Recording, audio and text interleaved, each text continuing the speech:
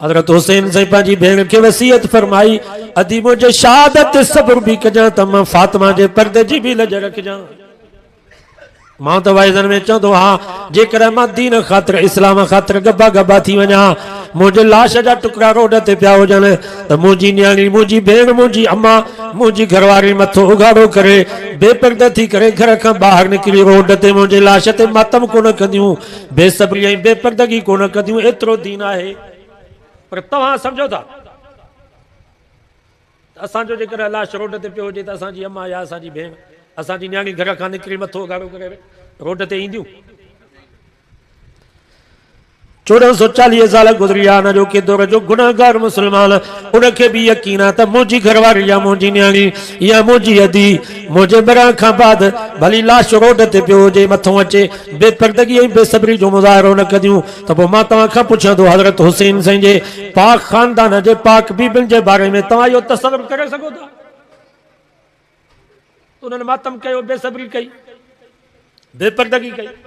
बाबा ही सब्र असांखे मिलियो ई उन्हनि वटि, ही पर्दो असांखे मिलियो ई उतां आहे। हिते पीर ॻोठ में केरु शहीद थी वञे, को मेमूर साहब शहीद थी वञे ऐं मां लाउड ते बीही करे चवां त फलाणो जेको मेमूर पीर ॻोठ जो शहीद थी वियो उनजी ज़ाल हीअं पई रोए, वरी पार कढी करे तव्हांखे ॿुधायां उनजी न्याणी हीअं पई पार कढे, उनजी घरवारी हीअं पई मथो कुटे, तव्हां बर्दाश्त कंदव? चवंदो जोगी साहब तुंहिंजो दिमाग़ ख़राब थियो आहे छा, जो असांजे न्याणियुनि जे बारे में, असांजे अंबड़नि ऐं भेनरुनि जे बारे में तूं ईअं थो चवीं? त पोइ मां तव्हां खां पुछां थो, हज़रत हुसैन साईं जे पाक ख़ानदान जूं पाक बीबियूं लावारिसन जा जो अॼोके दौर जे ज़ाकिर ज़वार खे एॾी ज़रूरत थी आहे जो लाउड ते बीही करे चए थो त बीबी ज़ैनब हुसैन जी भेण हीअं पई रोए, वरी रोई करे माण्हुनि खे ॾेखारे पियो हुसैन जी न्याणी सकीना हीअं पई दाहूं करे, बीबी सुगरा हीअं पई पार कढे, वरी पार कढी करे लाउड ते ॾेखारे पियो। मां तव्हां खां पुछां थो, इन खां वधीक ख़ानदान रसूल जी का बेअदबी थींदी? वरी ज़ुल्म इहो आहे जो ये मरसिया ई दोहिरा ॿुधण वारा सभु असांजा सुन्नी। सो बाबा तव्हां ईअं न कयो, मुहर्रम जो महीनो आयो आहे, मां क़ुरान जो वास्तो थो तव्हांखे ॾियां, तव्हां सुन्नी आहियो, वाइदो कयो त मुहर्रम जे महीने में कारा कपिड़ा न पाईंदासीं। ये कारा कपिड़ा असांजा न आहिनि, असां इन्हनि तो हथ खणी छॾियो आहे।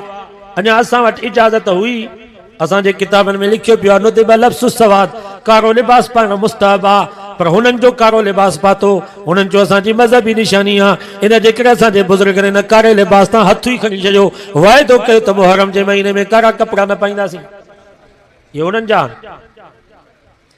ये हलीमूं, ये न्याज़, असांजे कंडियारे में उते वरी हलीम पचाईंदा, वॾो गोश्त नंढो गोश्त, चणा भी उन में, दाल भी उन में, महरी दाल, मुङनि जी दाल, चणनि जी दाल, पटाटा भी उन में, टमाटा भी उन में, तूरियूं भिंडियूं हर शइ उन में, ज्वर जो अटो भी, बाजरी जो अटो भी, चांवरनि जो अटो भी। अरे बाबा ही छा था कयो? वो चवंदा आहिनि हज़रत हुसैन साईं खे करबला जी सरज़मीन ते का शइ कान मिली, तंहिंजे करे हाणे असां हर शइ खाई ढव करे ओघरायूं ॾेई करे हज़रत हुसैन साईं जे रूह खे ख़ुशि था कयूं। ही मुहबत जो अजीब फ़लसफ़ो आहे। तव्हांजो भाउ हुजे कराचीअ में, 3 ॾींहं थिया हुजनि बुख ते वेठो हुजे ऐं तव्हांखे फ़ोन करे दादा मां बुख ते वेठो आहियां, 3 ॾींहं थियो आहे का शइ मिली कान्हे, तव्हां फ़ोन ते चयो दादा घबरा न, तुंहिंजे पारो मां पीर ॻोठ बाईपास होटल ते 2 किलो गोश्त कढ़ाई करे ढव ते खावां थो, तुंहिंजे रूह खे ख़ुशि थो करे, हू ख़ुशि थींदो। अरे ज़ालिम मां बुख ते, तूं वरी कढ़ाई थो खाई। मोहब्बत हिनखे चइबो आहे त तूं बुख ते आहीं त मां बि बुख ते आहियां, मां बि का शइ न खाईंदुसि, जेसिताईं तूं न खाईंदे तेसिताईं मां न खाईंदुसि।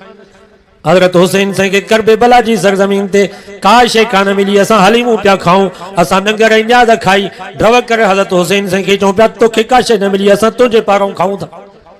उन्हनि खे पाणी बि कोन मिलियो, असां जिथे किथे थधा पाणी शरबत ऐं सबीलूं पी हज़रत हुसैन साईं जे रूह खे ख़ुशि पिया कयूं। इन में ख़ुशि थींदो।